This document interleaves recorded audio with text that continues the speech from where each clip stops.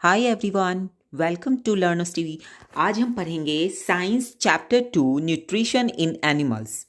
हमने चैप्टर 1 में क्या पढ़ा था? Nutrition in plants. तो व्हाट इज न्यूट्रिशन? देखो, हमने क्लास 6 में पढ़ा था फूड कंपोनेंट्स, न्यूट्रिएंट्स, जिसे हम न्यूट्रिएंट्स भी कहते हैं। तो बहुत सारे न्यूट्रिएंट्स हमने पढ़े थे, carbohydrate, protein, fats, vitamins, minerals, fibres. तो ये न्यूट्रिएंट्स से जो हम जो फूड लेते हैं उसमें ये न्यूट्रिएंट्स होते हैं, और इस न्यूट्रिएंट्स से हमें फूड से एनर्जी मिलती है। तो कैसे मिलती है? इस न्यूट्रिएंट्स के थ्रू। ठीक है, तो उस फूड से एनर्जी लेने के प्रोसेस को हम न्यूट्रिशन कहते हैं। ठीक है, अब हमने चैप्टर 1 में क्या पढ़ा था? प्लांट का न्यूट्रिशन। तो प्लांट में कैसे न्यूट्रिशन होता है? तो प्लांट अपना फूड खुद प्रिपेयर करते हैं, इसलिए हम प्लांट्स को क्या कहते हैं? ऑटोट्रॉप्स।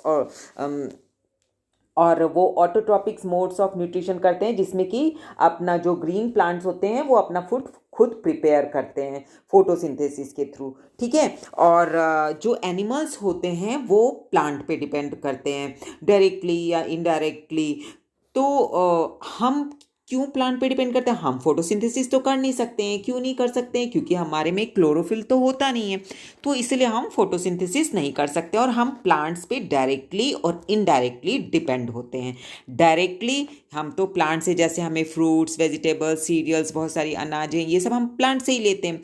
और इनडायरेक्टली हम कैसे डिपेंड करते हैं कि अगर हम जो एनिमल प्रोडक्ट लेते हैं, जैसे कि मिल्क और है, हनी है, मिल्क है, एग है, मीट है, तो इसके लिए हम एनिमल्स पे डिपेंड होते हैं। और एनिमल्स क्या खाते हैं? प्लांट को खाते हैं। तो इस तरह से हम इनडायरेक्टली हम प्लांट पे डिपेंड होते हैं। तो डायरेक्टली और इनडायरेक्टली ये दोनों चीज़ें आई थिंक आप लोगों को समझ आ गई है। ठीक है, डायरेक्टली और इनडायरेक्टली हम कैसे प्लांट्स पे डिपेंड होते हैं।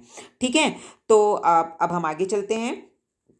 ये तो हमने जो क्लास चैप्टर 1 में जो हमने पढ़ा था वो है। ठीक है, अब न्यूट्रिशन क्या होता है ये हमने पढ़ लिया है कि न्यूट्रिशन इंक्लूड न्यूट्रिएंट्स रिक्वायरमेंट, और जो हम फूड लेते हैं फिर हम उसका यूटिलाइजेशन करते हैं, उसे हम न्यूट्रिशन कहते हैं। और हमने क्लास 6 में भी पढ़ा था कि फूड में बहुत सारे कंपोनेंट्स होते हैं जिसे न्यूट्रिशन कहते हैं, न्यूट्रिएंट्स कहते हैं। ठीक है, तो वो क्या क्या न्यूट्रिएंट्स हैं? कार्बोहाइड्रेट, ठीक है, कार्बोहाइड्रेट ये तो हमने पढ़ा ही था, ओके, क्लास 6 में।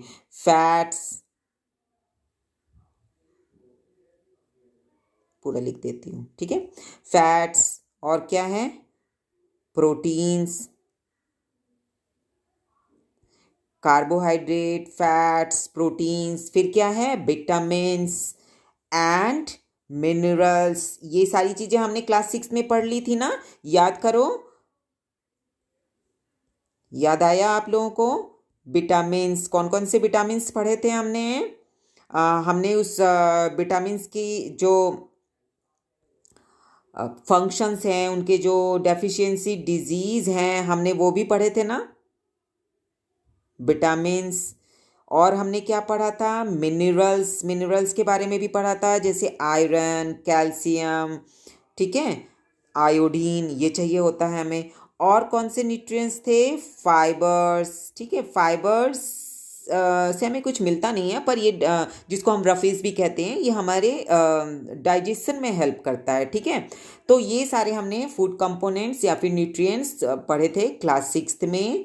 तो इनसे ही हमें न्यूट्रिशन मिलता है। ठीक है, the component of food such as carbohydrate are complex substance. जो कार्बोहाइड्रेट होता है, जो भी हम फूड लेते हैं, ठीक है, वो कॉम्प्लेक्स सब्सटेंस होता है, उसको सिंपल में चेंज करना होता है, जिसको कि हम डाइजेशन कहते हैं। ठीक है, इसको सिंपल में चेंज करने को, जैसे सपोज ये देखो, ये कॉम्प्लेक्स सब्सटेंस, ये हो गया इसका सिंपल फॉर्म। अब कॉम्प्लेक्स क्या होता है? कॉम्प्लेक्स होता है कोई भी चीज़ जैसे ज़्यादा मुश्किल, जिसको हम कहते हैं कि कॉम्प्लेक्स। सपोज आपने फूड लिया और आपने उसको च्यू किया, लेकिन वो पूरी तरह से उसको और सिंपल फॉर्म में चेंज करना होता है। जैसे कि हम मिक्सी में कोई चीज़ ग्राइंड करते हैं ना, तो हमने काट के डाला, जैसे हमने अनियन डाला, टमाटो डाला, उसको काट के डाला, उसके जब हम उसको ग्राइंड करते हैं तो बिल्कुल बारीक पेस्ट सा बन जाता है ना। तो इसी तरह से अगर हम मैथ्स के लैंग्वेज में समझें तो हम ऐसे समझ सकते हैं कि जैसे ये सपोज 60 है, इसको ये कॉम्प्लेक्स फॉर्म में है, अब इसको आपको अगर सिंपल फॉर्म में करना है तो आप कैसे करोगे, पहले 12 × 5, ठीक है। अब आप इस 12 को भी और तोड़ दो, ठीक है। तो ये हो जाएगा 4 × 3 × 5, फिर इसके बाद 4 को भी 2 × 2 इस तरह से कर लेते हैं। तो ये और सिंपल फॉर्म में हम चेंज करते जा रहे हैं। इसको अगर और सिंपल फॉर्म में करना है तो 2 × 30, फिर आप बिल्कुल फिर उस 30 को भी आप तोड़ो। तो ये सिंपल फॉर्म में चेंज हो रहा है, ठीक है। ये मैंने एग्जाम्पल दिया है बेटा, ठीक है, मैथ्स के थ्रू। ओके, तो आई थिंक आपको कॉम्प्लेक्स और सिंपल फॉर्म ये समझ आ गया होगा। तो जो चीज़ हम जो फूड इंटेक करते हैं वो कॉम्प्लेक्स फॉर्म में होता है, हमारे डाइजेशन में क्या होता है वो सिंपल फॉर्म में चेंज होता है। तो इस प्रोसेस को हम कहते हैं digestion. Food into simpler substance is called digestion, ठीक है। अब देखो, अलग अलग ऑर्गेनिजम्स के ना अलग अलग डिफरेंट वेज होते हैं फूड टेक करने के। जैसे कि आप कि ये जो हमिंग बर्ड है या फिर बीज है, ये क्या करती है, नेक्टर सक करती है। ओके, ये प्लांट से फ्लावर से नेक्टर सक करती है, जो मीठा जूस होता है जिसको फ्लावर्स में, उसको ये सक करती है। तो ये इनका है। ऐसे ही फ्रॉक्स होते हैं, तो फ्रॉक्स क्या करते हैं, वो अपने स्टिकी टंग को बाहर निकालते हैं। स्टिकी टंग को फ्रॉक की टंग, स्टिकी का मतलब चिपचिपा सा होता है, तो वो बाहर निकालते हैं उसमें, और उसमें क्या करते हैं, जो भी इंसेक्ट्स है वो उसमें चिपक जाता है, फिर वो अपने टंग को अंदर कर लेते हैं। तो ये उसका फ्रॉग का तरीका है। इसी तरह से जो इन्फेंट होते हैं, इन्फेंट किसको बोलते हैं, जो बहुत छोटे बच्चे होते हैं, तो ह्यूमन के इन्फेंट होते हैं, वो अपनी मदर का फीड, मिल्क फीड करते हैं, ठीक है।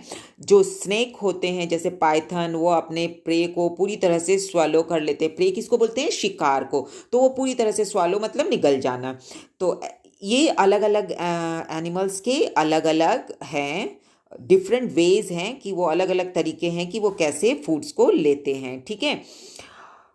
What is the type of food and mode of feeding, ये देखो एक्टिविटी है, आपको लिखना है। देखो अभी हमने डिस्कस किया, अब आप इसमें लिखो कि किस तरह, जैसे स्नेल है, आंट है, ईगल है, हमिंग बर्ड है, वो किस तरह का, लाइस है जो जुएं होती है, ठीक है ना, हमारे सिर में, तो वो कौन सा फूड लेते हैं, ठीक है, और किस तरीके से लेते हैं। ओके, उसमें क्या होता है उनका तरीका ये। और एक, ठीक है, पहले अमेजिंग फैक्ट पढ़ते हैं। ओके, तो ये अमेजिंग फैक्ट है स्टार फिश के बारे में। स्टार फिश देखो पानी में रहता है ना, ये आपको पता है। तो स्टार फिश क्या होती है कि ये पानी में रहने वाली होती है। इसके हार्ड शेल होता है कैल्शियम कार्बोनेट का। कैल्शियम कार्बोनेट बहुत ही ज़्यादा हार्ड होता है। ये क्या करती है, जब अपने शिकार को देखती है ना, तो ये क्या करती है कि ये देखो इस तरह से, इसका शेप इस तरह से होता है, और ये क्या करते हैं फिर अपने ना शिकार को देख के अपने स्टमक को ऐसे बाहर निकाल लिया जाता है, ठीक है, अपने इसमें से मुंह से निकाल लिया स्टमक को बाहर। इसने प्रे को लिया और अपने स्टमक को वापस अंदर कर लेती है, ठीक है। तो इस तरह से अपने स्टमक को अंदर कर लेती है ना, बहुत मज़ेदार सा स्टारफिश का तरीका, ठीक है। अब ह्यूमन बीइंग्स में डाइजेशन कैसे होता है हम ये पढ़ेंगे, ठीक है। तो इसके पहले देखो हम ये पढ़ते हैं कि एलिमेंट्री कैनाल, ठीक है। हम क्या करते हैं, फूड को माउथ में लेते हैं, फिर उसके बाद हम स्टार्ट करते हैं चबाना। तो जो हमारे इसमें वेरियस कंपोनेंट्स होते हैं, ठीक है, बहुत सारे कंपोनेंट्स होते हैं। क्या क्या होते हैं, बहुत सारे ऑर्गेन्स होते हैं, जैसे बकल कैविटी है, इसोफेगस है जिसको हम फूड पाइप भी कहते हैं, stomach, small intestine, large intestine है, फिर है रेक्टम और एनस, ठीक है। ये सारे पार्ट्स मिलके एलिमेंट्री कैनाल बनाते हैं। अब यहाँ से क्या होता है, एलिमेंट्री कैनाल बनाते हैं। तो एलिमेंट्री कैनाल और डाइजेस्टिव सिस्टम में एक डिफरेंस है, ये मैं आप लोगों को भी बताती हूँ। देखो बेटा, ये बहुत इंपॉर्टेंट है, और आप लोग क्लास 10th में भी ये वाला चैप्टर पढ़ोगे, तो आपको ये चीज़ें पता होनी चाहिए। और कोई अब कभी आप जैसे कोई कॉम्पिटिटिव एग्जाम देते हो तो उसमें भी ये पूछा जा सकता है कि ये क्या डिफरेंस है। तो एलिमेंट्री कैनाल क्या हुआ, ये बकल कैविटी, इसोफेगस, ठीक है, buccal cavity, oesophagus, stomach, large intestine, small intestine, rectum और एनस। और अगर एलिमेंट्री कैनाल के साथ ग्लैंड्स जुड़ जाते हैं, जैसे कि ये है सैलिवरी ग्लैंड, ठीक है, और यहाँ पे ये वाला, ये आपका लीवर, ठीक है, ये भी ग्लैंड है। ये पैनक्रियाज, ये भी ग्लैंड है। तो जब ग्लैंड्स जुड़ जाते हैं ना एलिमेंट्री कैनाल के साथ, तो इसको हम बोलते हैं डाइजेस्टिव सिस्टम। ठीक है, तो डाइजेस्टिव सिस्टम और एलिमेंट्री कैनाल में ये डिफरेंस है, ये फर्क है। ओके, अच्छा, लीवर जो है वो हमारा सबसे लार्जेस्ट ग्लैंड है हमारी बॉडी में। ठीक है, तो ऐसे भी क्वेश्चन आ सकता है, ये भी बहुत इंपॉर्टेंट है कि लार्जेस्ट ग्लैंड क्या है। तो लार्जेस्ट ग्लैंड लीवर है, ये हमारी बॉडी का सबसे लार्जेस्ट ग्लैंड लीवर होता है। ठीक है, तो ये आपको आई थिंक समझ आ गया होगा। अब हम अपना डाइजेशन के प्रोसेस को देखने के पहले हम थोड़े से ना इसके जो सारे पार्ट्स हैं वो एक बार हम देख लेते हैं। ठीक है, तो देखो यहाँ पे है आपका ये बकल कैविटी। बकल कैविटी में टीथ होता है, टंग होता है। ठीक है, ये अभी हम इसके बारे में पहले देखेंगे। फिर उसके बाद ये है आपका फूड पाइप। ओके, ये है फूड पाइप, या हम इसको इसोफेगस भी बोलते हैं। तो buccal cavity and food pipe उसके साथ होते हुए आता है। उसके बाद आता है आपका ये वाला है आपका स्टमक। ठीक है, ये है लिवर, और आपका ये पैनक्रियाज, ये भी ग्लैंड है, अभी हमने डिस्कस किया था। अच्छा, ये जो बाहर वाली लाइन है ना, ये है लार्ज इंटेस्टाइन, और ये जो अंदर वाली है ना, ये है स्मॉल इंटेस्टाइन। ओके, ठीक है, तो ये वाला आपको समझ आ गया, आई थिंक ये क्लियर है सबको। ओके बेटा, आप लोग ठीक है। अब है ये देखो, यहाँ पे आ जाता है, ये है रेक्टम, और ये बिल्कुल जो यहाँ से ये लास्ट का पॉइंट ये है एनस। ठीक है, तो आई थिंक ये समझ आ गया सबको। अब हम देखते हैं वन बाय वन करके। ओके, ठीक है, चलिए, तो ये आपका हो गया। अब हमने सबसे पहले बकल कैविटी देखा था ना, तो बकल कैविटी के लिए हम सबसे पहले क्या देखते हैं, हम टीथ का स्ट्रक्चर पढ़ते हैं पहले। ओके, ये है हमारे टीथ का स्ट्रक्चर। देखो, lower jaw and upper jaw, नीचे वाला जबड़ा ऊपर वाला जबड़ा दोनों में सेम होता है। ठीक है, उसके पहले आप लोग ये आप देखो कि जो टीथ होता है दो तरह के होते हैं, milk teeth and permanent teeth. ठीक है, मिल्क टीथ क्या होता है, जो छोटे बच्चे जब होते हैं उनके जब दांत निकलने लगती है, जैसे कि 1 ईयर से लेके निकलना स्टार्ट हो जाते हैं, तो 6 to 8 ईयर्स तक ये झड़ जाते हैं, ये सारे निकल जाते हैं, और फिर न्यू टीथ आती है। तो जो ये छोटे बच्चों का जो ये टीथ होता है ना, उसको हम बोलते हैं मिल्क टीथ। और जब मिल्क टीथ सारे निकल जाते हैं तो उसके बाद दूसरा सेट आता है। ठीक है, नए दांत निकलते हैं, आप लोगों के भी सबके आ गए होंगे, है ना, तो उसको हम कहते हैं परमानेंट टीथ। तो ये जो परमानेंट टीथ है, ये अब आपका कैसा होता है, उसके कौन कौन से नाम हैं, ये हम देखते हैं। देखो, एक एक जबड़े का बताती हूँ, ऐसे सेम, सपोज ये नीचे वाला है, तो ऐसे हम ऊपर वाले का भी। तो ये देखो, ये जो सामने के आपके जो 4 दांत होते हैं ना, सामने के 4, ये हो गए इंसीजर्स। ठीक है, ये क्या हो गए, ओके, ये हो गया। ठीक है, ये इंसीजर्स हो गए। ठीक है, तो सामने के 4 दांत ये इंसीजर्स, और ऐसे ही ये ऊपर वाले में भी होते हैं, तो 4 नीचे 4 ऊपर। ठीक है, ये हो गए आपके इंसीजर्स। अच्छा, अब आपके ये साइड के एक, वो 4 दांत के एक लेफ्ट साइड और एक ये राइट साइड, 2, ये हो गए आपके क्या, ये कैनाइन है। ठीक है, क्या है, कैनाइन। तो ये 2, एक लेफ्ट एक राइट, 2 नीचे 2 ऊपर, तो ये टोटल 4 होते हैं। ठीक है, ये आपका हो गया कैनाइन्स।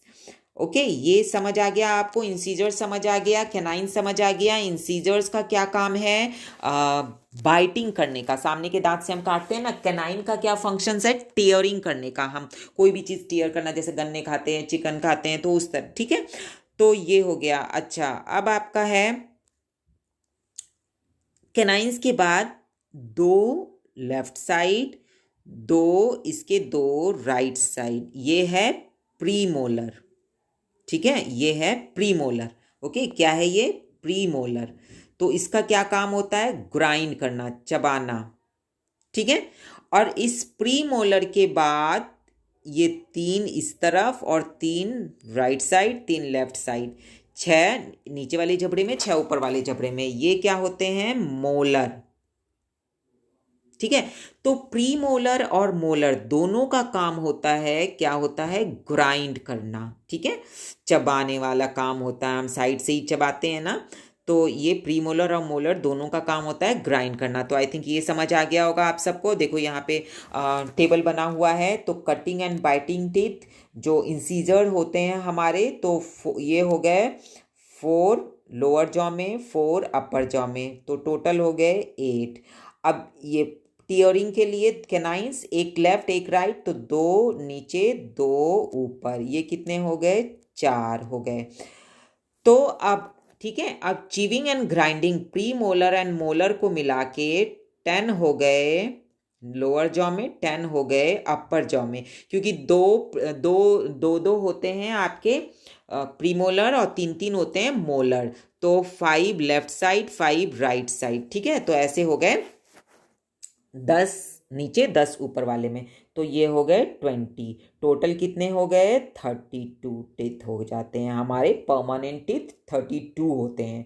और इसका फंक्शंस भी है आप लोगों का, ये लिखा हुआ है, ठीक है। तो ये समझ आ गया, जो इंसीजर्स होते हैं उसका कटिंग एंड बाइटिंग होता है, उनका फंक्शंस, जो कैनाइंस होते हैं उसका टीयरिंग करना होता है, और जो मोलर एंड प्री मोलर होते हैं उनका फंक्शन होता है ग्राइंड करना, ठीक है। अब हम टंग को देखते हैं। ओके ये तो हमारे इसका था। अच्छा उसके पहले हम पढ़ लेते हैं बेटा ये वाला, ये blue box, sweet and tooth decay.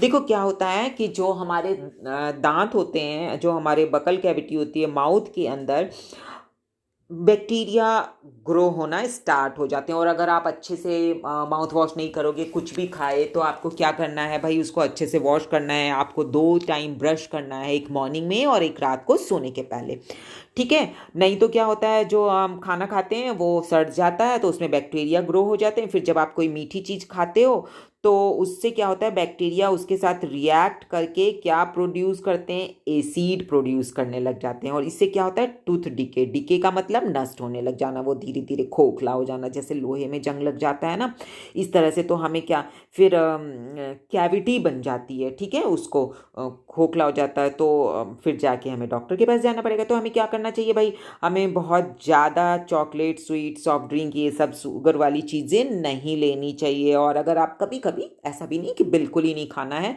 ना, आप सोचोगे कि मैम कैसे बोल रही हैं कि बिल्कुल ही नहीं खाना है, ऐसे थोड़ी होता है, ठीक है। तो कभी कभी लो, और लेकिन आप उसको फिर खाने के बाद अच्छे से आप माउथ को वॉश करो, ठीक है। तो ये हमारे हो गए, आप अपने भाई दांत का केयर कैसे कर सकते हो, ठीक है।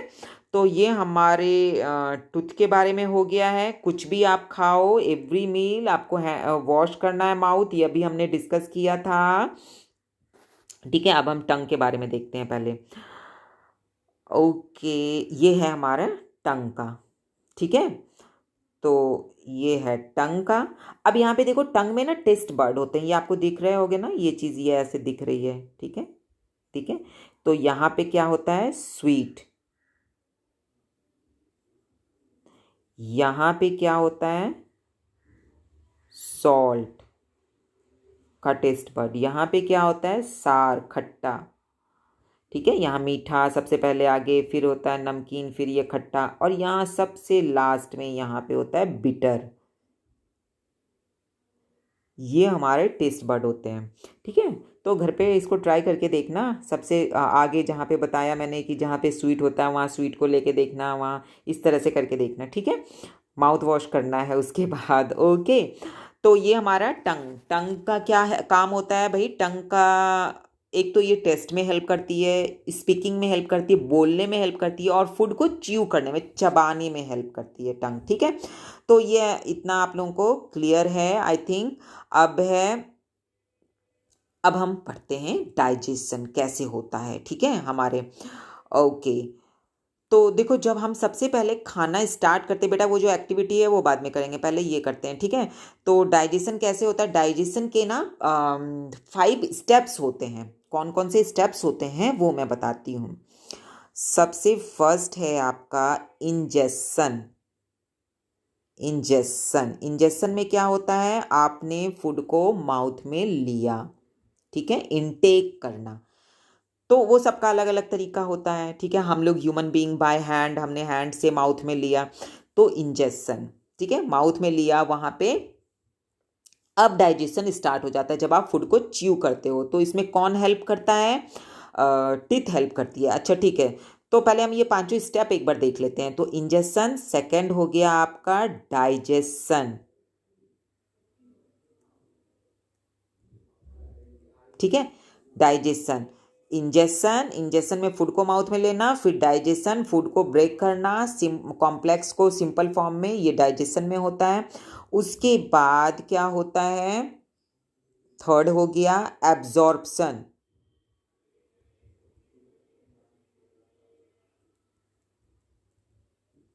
एब्जॉर्प्शन, फिर उसके बाद हो जाता है एसाइमिलेशन, ठीक है, एसाइमिलेशन। और सबसे जो हमारा लास्ट वाला जो होता है वो क्या होता है? इजेशन। जो वेस्ट मटेरियल होते हैं वो हमारे बॉडी से थ्रोन आउट हो जाते हैं। कहाँ से? रेक्टम और एनस के थ्रू वो थ्रोन आउट हो जाते हैं। तो सबसे जो लास्ट वाला होता है वो होता है इजेशन, ठीक है। तो अब हम ये सारे स्टेप्स को वन बाय वन पढ़ेंगे, ठीक है। तो ये सारे स्टेप को हम वन बाय वन, तो सबसे पहले इजेशन, इजेशन में मैंने आपको क्या बताया कि फूड को हम माउथ में लेते हैं, ठीक है। उसके बाद च्यू करना स्टार्ट करते हैं। फिर आपने जैसे यहाँ से बकल कैविटी से यहाँ से फूड आया, यहाँ पे हमने च्यू करना स्टार्ट किया। और इसमें जो सैलिवरी ग्लैंड होता है, ये जो सैलिवरी ग्लैंड है ये इसमें हेल्प करती है, ठीक है। तो ये सलाइवा सीक्रेट करती है जिसको हम लार कहते हैं, वो उसके साथ थूक भी कह सकते हैं हम, लार, तो वो उसके साथ फूड के साथ मिक्स होके च्यू करने में हेल्प करती है ताकि ये अच्छे से च्यू, अगर सैलिवरी ग्लैंड सलाइवा सीक्रेट ना करे तो फूड अच्छे से च्यू ही नहीं होगा, ठीक है। तो अच्छा, यहाँ पे सैलिवरी ग्लैंड का एक और काम है, ये ना एमाइलेज एक एंजाइम होता है उसको प्रोड्यूस करते हैं। तो वो क्या करते हैं? कार्बोहाइड्रेट को शुगर में चेंज कर देते हैं। तो यही आपकी एक्टिविटी में भी है, वो भी हम बाद में डिस्कस करेंगे। तो कार्बोहाइड्रेट को, जो कार्बोहाइड्रेट है वो कॉम्प्लेक्स फॉर्म में है, शुगर उसका सिंपल फॉर्म में है। तो वो कार्बोहाइड्रेट को शुगर में चेंज कर देती है। कौन? अमाइलेज नाम का एंजाइम सैलिवरी ग्लैंड से सीक्रेट होता है, ओके, वो मतलब निकलता है वहां से, ठीक है। अच्छा, इस चीज़ को हम एक्टिविटी घर पे भी एक एक्टिविटी करके देख सकते हैं। आप देखोगे जैसे कि आप चपाती, जो भी चीज़ जिसमें कार्बोहाइड्रेट होता है, ये हमने क्लास 6 में पढ़ा था ना, कि जैसे आप, हमने वो एक्टिविटी की थी आयोडीन डाल के टेस्ट करते हैं। तो ठीक है, अगर आयोडीन नहीं, आप वैसे भी देख सकते हो कि कैसे चेंज होता है। आपने चपाती या राइस या फिर ब्रेड, इनमें कार्बोहाइड्रेट होता है, तो आप उसका एक पीस लो और च्यू करो, ठीक है। तो जब आप च्यू करना स्टार्ट करते हो वो उतना मीठा नहीं लगता, आप जितनी ज़्यादा देर तक उसको च्यू करोगे वो उतना ज़्यादा स्वीट होता जाएगा। क्यों? क्योंकि जो एमाइलेज है वो रिएक्ट करके उसको शुगर में चेंज करता जाता है, बदलता जाता है, ठीक है। तो ये था आपका। तो यहाँ से हमने इंजेक्शन वाला प्रोसेस स्टार्ट हुआ, फूड च्यू हुआ, उसके बाद च्यू करने के बाद सलाइवा के साथ मिक्स होके फिर ये आ जाता है यहाँ से इसोफेगस, फूड पाइप, यहाँ से होते हुए स्टमक में जाता है फूड, ठीक है। अगर हमारा स्टमक उसको लेने से मना कर देता, मना क्या, ऐसे बोल के तो मना नहीं करेंगे, तो अगर वो नहीं ले पाता है तो क्या होता है? वो वापस वॉमिट के फॉर्म में निकल जाता है, वॉमिटिंग जिसे उल्टी कहते हैं वो हो जाता है, ठीक है। तो ये यहीं से वापस चला जाएगा और ऐसे निकल जाएगा, ठीक है। ये चीज़ समझ आ गया आपको। फिर अच्छा, ईसोफेगस को हम फूड पाइप भी कहते हैं। तो फूड पाइप में ना, यहाँ पे समझ, ये जो ईसोफेगस है, ये इसोफेगस है, ये फूड पाइप भी, और यहीं पे विंड पाइप भी होता है, वो हम रेस्पिरेटरी सिस्टम में पढ़ेंगे, ठीक है, आगे वाले चैप्टर में। तो ये दोनों का पैसेज एक ही होता है। तो खाना अगर इसमें ना चला जाए, विंड पाइप में ना चला जाए, इसके लिए यहाँ पे एक मसल्स टाइप का स्ट्रक्चर होता है जिसे हम बोलते हैं एपीग्लॉटिस।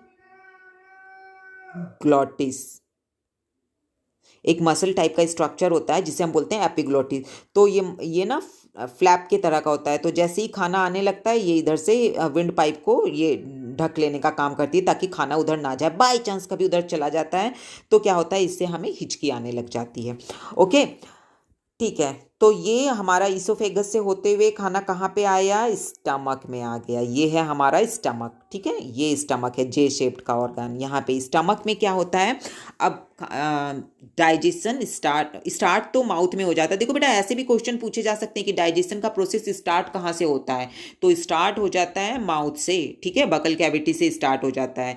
ये आप लोग बोलोगे ये इंपॉर्टेंट क्वेश्चन है, ये पूछा जा सकता है। अब यहाँ से होने के बाद कहाँ जाता है, फिर इनर वॉल से होने के बाद यहाँ पे माउथ, बकल कैविटी से स्टार्ट हुआ, ये हमने पढ़ लिया, ठीक है। अब यहाँ से खाना कहाँ आ जाता है, स्टमक में। स्टमक में क्या होता है, देखो माउथ वाला जो प्रोसेस था वो इंजेक्शन था, स्टमक में डाइजेशन का प्रोसेस स्टार्ट हो जाता है। तो डाइजेशन का प्रोसेस स्टार्ट हो जाता है स्टमक में। यहाँ पे क्या होता है, HCl हाइड्रोक्लोरिक एसिड, ये भी हमने पढ़ लिया है ब्लू बॉक्स, ठीक है। हाइड्रोक्लोरिक एसिड ये रिलीज होता है स्टमक में, और म्यूकस ये रिलीज होता है, हाइड्रोक्लोरिक एसिड, म्यूकस, ये यहाँ पे रिलीज होता है। और वो सबका क्या क्या काम है, स्टमक जो है ये हमारा स्टमक, ठीक है, थिक वॉल है, जे शेप्ड होता है, ये एलिमेंट्री कैनाल का एक पार्ट है। अब यहाँ पे क्या क्या सीक्रेट होता है, mucus, hydrochloric acid, digestive juice, ये सारे मिलके जो है हमारे फूड को जो ग्राइंड करने का काम करते हैं, डाइजेशन ग्राइंड करना समझो, ठीक है, वो हेल्प करते हैं। तो जो एसिड का क्या काम होता है, सबसे पहले तो म्यूकस, म्यूकस क्या करते हैं, म्यूकस का काम होता है कि प्रोटेक्ट करना स्टमक की जो लाइनिंग होती है, स्टमक की जो वॉल होती है, सपोज ये हमारा स्टमक है, इसमें ये चारों तरफ ये ऐसे एक लेयर बनी होती है म्यूकस की, ठीक है, ताकि ये पूरी लेयर बनी होती है म्यूकस की, ताकि जो हमारा स्टमक है उसके वॉल को कोई नुकसान ना पहुंचा सके हाइड्रोक्लोरिक एसिड।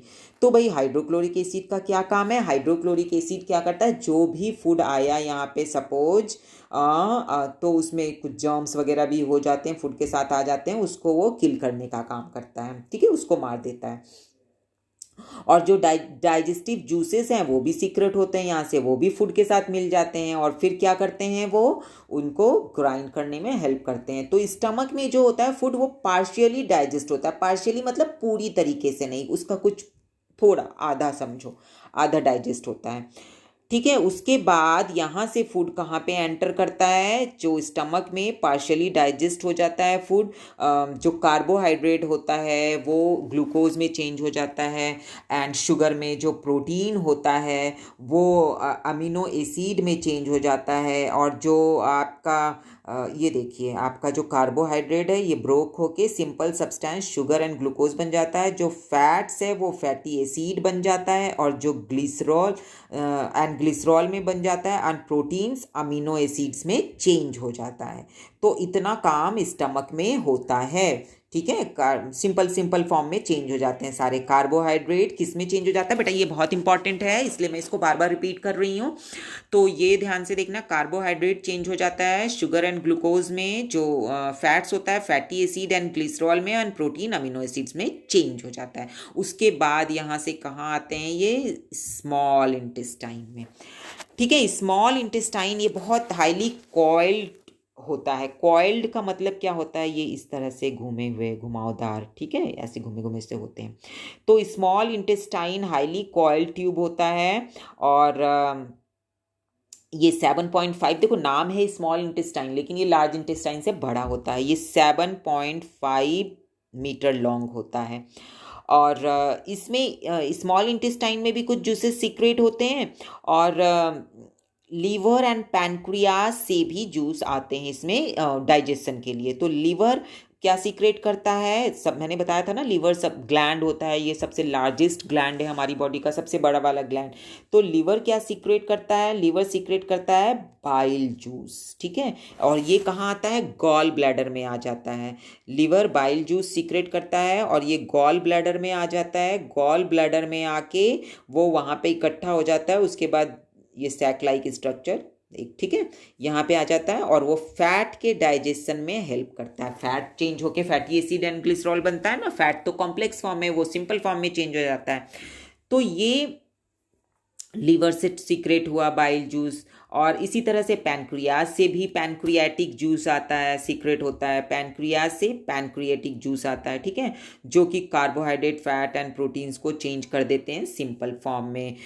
तो अब इसके बाद क्या होता है, पैनक्रियाज का एक और काम होता है बेटा कि पैनक्रियाज इंसुलिन भी प्रोड्यूस करता है। इंसुलिन एक हार्मोन है, तो इसको प्रोड्यूस करता है। अगर हमारा पैनक्रियाज अच्छे से वर्क नहीं करेगा तो इंसुलिन कम सीक्रेट होगा, उससे हमारे जो बॉडी में ग्लूकोज का लेवल बढ़ जाता है, जिससे कि बीमारी हो जाती है, जिसको डायबिटीज़ बोलते हैं, शुगर पेशेंट। ठीक है, तो इसलिए हमारे पैनक्रियाज का अच्छे से फंक्शन करना भी ज़रूरी है। ठीक है, अब उसके बाद स्मॉल इंटेस्टाइन में आ गया। स्मॉल इंटेस्टाइन में क्या काम था, कौन सा स्टेप था, हमने 5 स्टेप पढ़े थे ना। एब्जॉर्प्शन का स्टेप होता है स्मॉल इंटेस्टाइन में, फूड को डाइजेस्ट हुआ सारी चीज़ों से, बाइल जूस ले लिया, पैनक्रियाटिक जूस ले लिया, इन सब को लेके वो डाइजेस्ट हुआ। उसके बाद यहाँ पे स्मॉल इंटेस्टाइन में ना एक विली नाम का स्ट्रक्चर होता है, विली कहते हैं उसको, विली। ठीक है, ये एक फिंगर के तरह का स्ट्रक्चर होता है, इस तरह से ऐसे बने होते हैं, इसके साइड साइड में इस तरह से नहीं। ये क्यों होता है, क्योंकि ये ना जो स्मॉल इंटेस्टाइन है उसके वॉल को बड़ा करने में हेल्प करते हैं। तो ये सारी चीज़ें एब्जॉर्ब हो जाती है। जब ये सारा फूड चेंज हो गया सिंपल फॉर्म में, उसके बाद क्या होता है, हमारा जो ब्लड होता है उसमें एब्जॉर्ब हो जाता है और ये फिर पूरी बॉडी में जाता है। ठीक है, देखो, each villi has a network of blood vessels में पाइपलाइंस की तरह होता है। ठीक है, हम आगे चैप्टर में भी पढ़ेंगे ट्रांसपोर्टेशन में। तो उस में ब्लड में के साथ ये सारे न्यूट्रिएंट्स जो होते हैं वो मिल जाते हैं, जो डाइजेस्टेड फूड होते हैं वो एब्जॉर्ब हो जाते हैं और उसके बाद ब्लड वेसल्स के थ्रू पूरे बॉडी में जहाँ जहाँ ज़रूरत होती है वहाँ वहाँ पे ये ट्रांसपोर्ट होता है। ठीक है, तो ये आप लोगों को समझ आ गया होगा आई थिंक। अब उसके बाद एब्जॉर्प्शन का भी प्रोसेस हो गया, फिर हम क्या पढ़ेंगे, एसाइमिलेशन। एसाइमिलेशन का मतलब, एब्जॉर्ब का मतलब न्यूट्रिएंट्स एब्जॉर्ब हो गया, एसाइमिलेशन का मतलब सारे पूरे बॉडी में जाके चला गया, हर जगह। ठीक है, तो in the cell glucose break down with the help of oxygen into carbon dioxide and water, ये रेस्पिरेशन होता है और एनर्जी रिलीज होती है। उसके बाद जो अनडाइजेस्टेड फूड होता है, ठीक है, सारे फूड डाइजेस्ट नहीं होते, कुछ फूड अनडाइजेस्टेड होता है, वो कहाँ पे चला जाता है, वो चला जाता है लार्ज इंटेस्टाइन में। ठीक है, तो लार्ज इंटेस्टाइन में यहाँ पे क्या होता है, वाटर एब्जॉर्ब होता है, लार्ज इंटेस्टाइन में वाटर एब्जॉर्ब होता है। और अच्छा, लार्ज इंटेस्टाइन क्या होता है, मैंने बताया था, पहले भी बताया था कि जो लार्ज इंटेस्टाइन, बोलने को हम लार्ज बोलते हैं लेकिन ये असल में छोटा होता है स्मॉल इंटेस्टाइन से।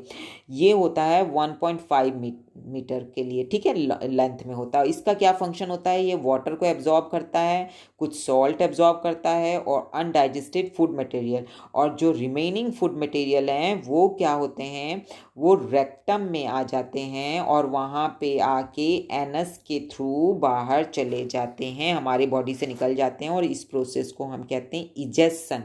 तो इजेशन सबसे लास्ट प्रोसेस है डाइजेशन का। ठीक है, जो हमारा जो न्यूट्रिशन होता है, हमारा जो मोड होता है फूड लेने का, जो फूड इंटेक करने का, तो इजेशन सबसे लास्ट है। ओके, तो ये आप लोगों को समझ आ गया होगा आई थिंक। अच्छा, ये ब्लू बॉक्स में क्या है, some time you may have experience that you need to pass watery stool, मतलब आपको दस्त लग जाते हैं जिसको हम कहते हैं डायरिया। ठीक है, it may be cause by infection या फूड पॉइजनिंग हो जाता है इंजेक्शन में, ये इंडिया में बहुत कॉमन है, under several condition can be fatal, this is because excessive loss of water and salt, बेहोश भी हो जाते हैं हम कभी कभी। ठीक है, तो ये क्योंकि हमारी बॉडी से जो बहुत सारा वाटर निकल आता है तो इसको हम डिहाइड्रेशन कहते हैं। तो diarrhoea should not be neglected, ऐसे नहीं करना चाहिए, हमें डॉक्टर के पास जाना चाहिए और हमें क्या लेना चाहिए, ओरल रिहाइड्रेशन सॉल्यूशन, जिसको हम कहते हैं ORS। टीवी पे भी ऐड देखते होगे ना। ओके, तो ये था, और इसीलिए साफ़ सफाई का ध्यान रखना चाहिए, खाने के पहले खाने के बाद अच्छे से हैंड को वॉश करिए। ठीक है, तो ये चीज़ आप लोगों का, ये डाइजेशन का पूरा प्रोसेस हो गया आपका। ठीक है, और आपकी जो एक्टिविटी थी वो एक्टिविटी क्या है, एक एक्टिविटी यही है, वो वही वाली कि जो चेंज हो जाता है शुगर, जो कार्बोहाइड्रेट है वो शुगर में चेंज हो जाता है। तो आप ये देखो, ये वाली एक्टिविटी है, ये हमने क्लास 6 में भी समझा था effect of saliva on starch. मैंने आपको बताया था ना, ये हमने पहले डिस्कस कर लिया था कि हम जो च्यू करते हैं तो जो सलाइवा है उसमें अमाइलेज होता है, वो कार्बोहाइड्रेट को बदल देता है। कार्बोहाइड्रेट स्टार्च होता है ना उसमें, उसको वो शुगर में चेंज कर देता है। तो इसके लिए हमने क्या किया है, देखो एक हमने 2 टेस्ट ट्यूब लिए हैं, एक में आप राइस लो, बॉइल्ड राइस लो, उसको च्यू कर लो, च्यू करके डाल दिया, और इसमें हमने च्यू करके डाल दिया, और एक में ऐसे ही डाल दिया। और आप उसमें आयोडीन सॉल्यूशन डालोगे ना, तो जो आपने ऐसे ही डाला है जिसमें स्टार्च है वो ब्लू ब्लैक हो जाएगा, और अगर आपने च्यू करके डाला है क्योंकि वो शुगर में चेंज हो गया तो वो चेंज, उसका कलर चेंज नहीं होगा। तो आयोडीन से ही हम टेस्ट करते हैं ना स्टार्च का, अगर हम स्टार्च में आयोडीन डालते हैं तो ब्लू ब्लैक कलर का हो जाता है। ठीक है, तो ये आपका डाइजेशन वाला प्रोसेस सारा हो गया है आपका। ठीक है, अब आपका क्या रहता है, डाइजेशन इन रूमिनेंट्स, जो ग्रास ईटर होते हैं ना, जो ग्रास ईटिंग एनिमल्स होते हैं, वो उनमें डाइजेशन कैसे होता है, उनका अलग प्रोसेस होता है। ग्रास ईटिंग एनिमल्स में डाइजेशन का प्रोसेस अलग होता है। ठीक है, तो ये वाला हम नेक्स्ट वीडियो में देखेंगे बेटा, क्योंकि वीडियो बहुत बड़ी हो गई है, और तो इसको हम नेक्स्ट वाले में, नेक्स्ट पार्ट में करेंगे। ठीक है, तो आपको कैसा लगा ये आप कमेंट सेक्शन पे लिख के बताओ, और अगर आपको अच्छा लगा है तो आप इसको लाइक करिए, चैनल को सब्सक्राइब करिए, अपने फ्रेंड को शेयर करिए। Thank you.